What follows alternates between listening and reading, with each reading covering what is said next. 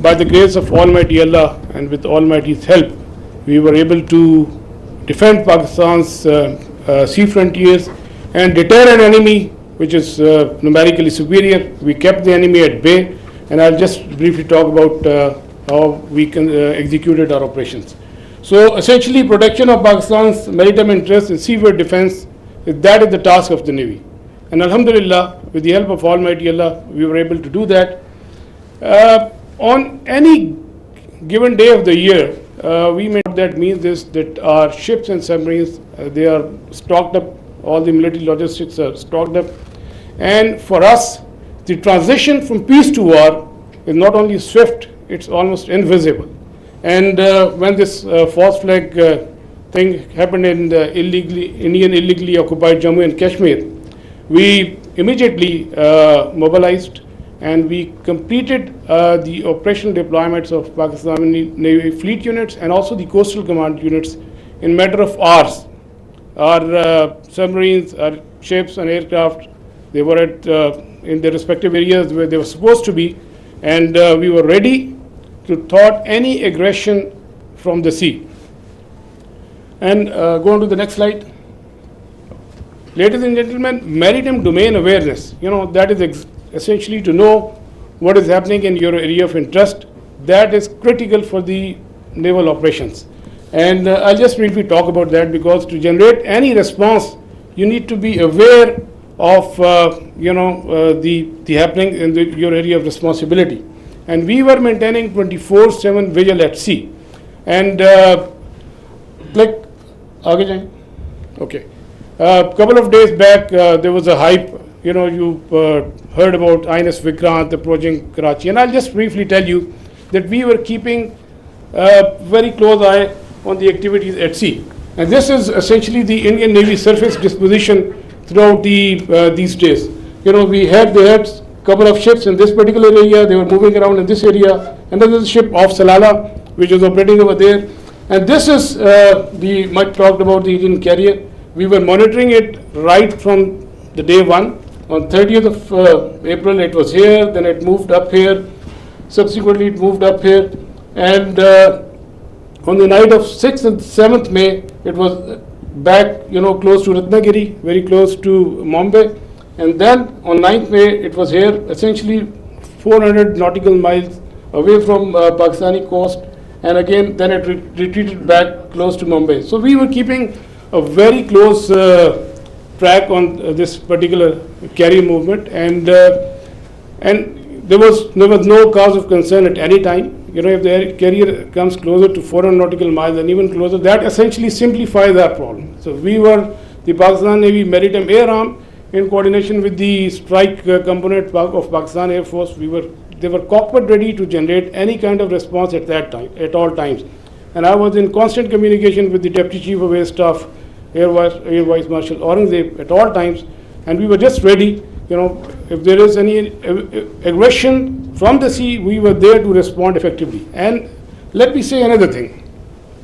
That is, you know about the carriers, you have seen them in the movies, but as a professional military officer, I don't want to underestimate the enemy, but let's put the things in the right perspective. The INS Vikrant and the carrier, the Western carrier, there's a huge difference. This is an aircraft carrier which essentially served with 8 to 12 MiG-29s, which was barely essential to carry out its own air defense. The purpose of the carriers is power projection and to ensure air superiority in a given sea area.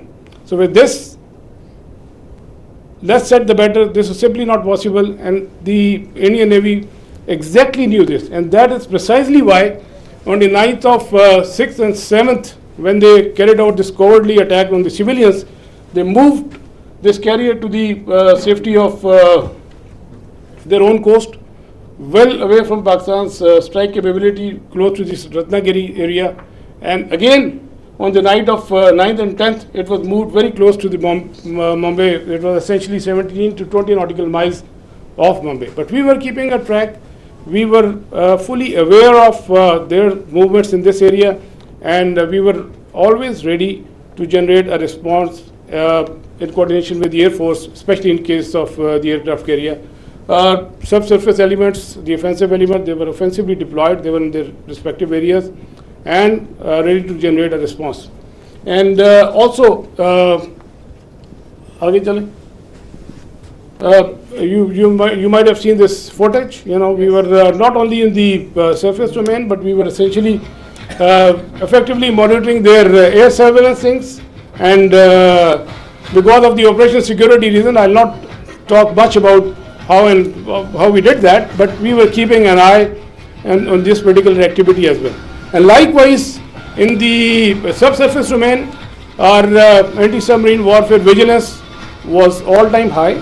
We were monitoring the movement of their submarines when they left their shores, and we exactly, had an idea where they would be, and we had our ASW surveillance and suppression effectively going on at all times.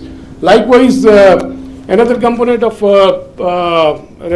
Pakistan Navy's responsibility is the defense of the Creek area. We had our coastal command units deployed over there in close coordination with headquarters 5 core elements, Pakistan Army elements, and they were poised to defend this particular area in case of any aggression from the south. Another important component is the protection of ports and harbors. You have just heard the DG ISPR talked about the subconventional threat that we witnessed. There was a surge in other part of the country, and we were, there were real-time apprehension that there may be a surge. So we ensured the protection of all ports and harbors of Pakistan, and coastal command elements, they effectively played a very, very important role in this. And just to mention that on the night of 6 and 7, when they carried out the attack on Pakistan, we were fully ready to respond to any aggression from the sea. We were just ready, and but the enemy chose not to come over. It was essentially not a matter of choice. I would say it was a matter of compulsion, because enemy fully understood the cost it would have incurred had it ventured from the sea. And likewise, वापस जाइएगा, go back please, go back. And a few words about the missile threat that you have talked about. You must have heard the enemy missile attack. We were keeping a very close eye in enemy deployment in this area, from where they can potentially launch a missile threat towards Karachi. We were fully aware, and we had our response ready to in that eventuality. And go on to the next slide, please.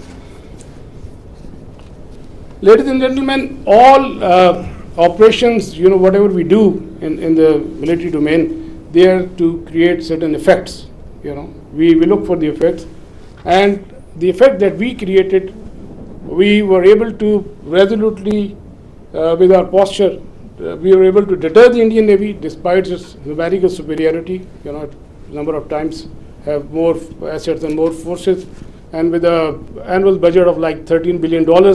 So Pakistan Navy, with its potential, with its posture, with its capability, was effectively able to deter the Indian Navy from doing any venture from the sea, alhamdulillah.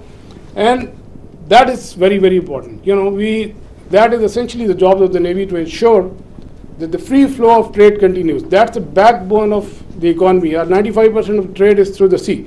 Alhamdulillah, we were able to ensure that the shipping continues, the free flow of trade was ensured, and we were able, all our ports and harbors, they remained open. And you can Google yourself. So what was the case on the other side? You can Google about Kanda and Mundra, and there was some disruption, but that you can check for yourself. But alhamdulillah, we were able to effectively ensure this. Next. We had a wonderful inter-services synergy, very effective communication, and like I said, I was in constant touch with the DGMO and the Deputy Chief of Air Staff Operations. At all times, we fully coordinated our operations, and alhamdulillah, and I think that's really successful for execution of maritime operations. आगे चले. Alhamdulillah, we came up to the national expectations. We ensured defense of Pakistan's maritime frontiers, and we were able to deter the enemy from any adventurism from the sea. And ladies and gentlemen, let me tell you that we remain ever ready to thwart any aggression from the sea at all times. So we will keep our guard. We always keep our guard, and inshallah we will keep our guard in days to come. And last but not the least, I'll end my presentation that the next time when you think of Pakistan Navy and the silent guy, please remember that with the help of Almighty Allah, our actions will always speak louder than words. Thank you very much, and I request AVM Aurangzeb. So the Indians didn't choose to come on the sea. Now you understand why.